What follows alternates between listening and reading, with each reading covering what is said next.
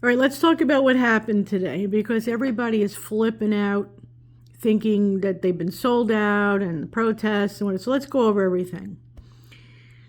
Today, J.P. Miller won nothing. Nothing. Yes, it would have been nice to see the Francis family walk away with half the assets. And guess what? God will maintain the Francis family, and we will help the Francis family as a community because we're still seeking justice for Micah. However, J.P. Miller won nothing. Every one of those assets that you think he won today, let me remind you that they're still under investigation by the FBI and IRS.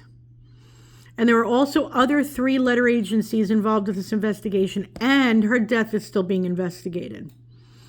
So it's not like he can run off to the Bahamas with the money from the assets. It's not like he can run off to wherever. He is still under federal investigation. Now, when I believe, and only because I had called out to the Francis family and to Regina Ward for help because of the protesters constantly being under attack. And so I believe that the reason why the Francis family and Regina Ward had said the protests are no longer needed, but now let's just focus on justice for Micah, as we always have from the beginning, is because they're concerned of the protesters' well-being. I mean, they have been under attack every single weekend. Now, of course, it's your constitutional right. If you're a protester and you want to go protest, protest. Nobody can stop you. You have a right to do that. But now we have moved to phase 2, okay? This portion of the fight, and really wasn't even part of the fight, is over. Now we move on to criminal. And that's really what all of us are looking for. Criminal.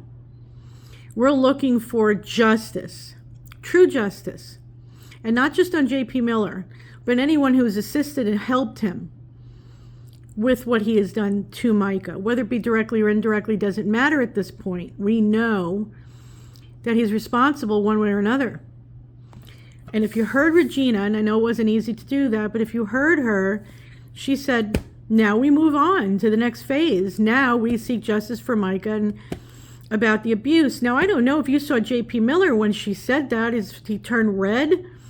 He looked crazy. It was like the plague in Egypt with all the bugs attacking him. So do you really think this guy is going to go home dancing a jig? No. Because those very assets that he thinks he won are going to be gone soon. You don't get to keep your house and your car and your church and everything else in jail. Okay, so what does that mean? He's still under investigation. So please, don't get upset and think it's over. Probate court has nothing to do with justice for Micah. Nothing. It had to do with marital assets. That's it. Yes, it would have been nice to see the Francis family work. I agree. Let's get past that. The Francis family made it all the way to this point without those assets. They will keep going. And we'll make sure of it. Okay? That's being part of this community of justice for Micah. So please, calm down, take a breath.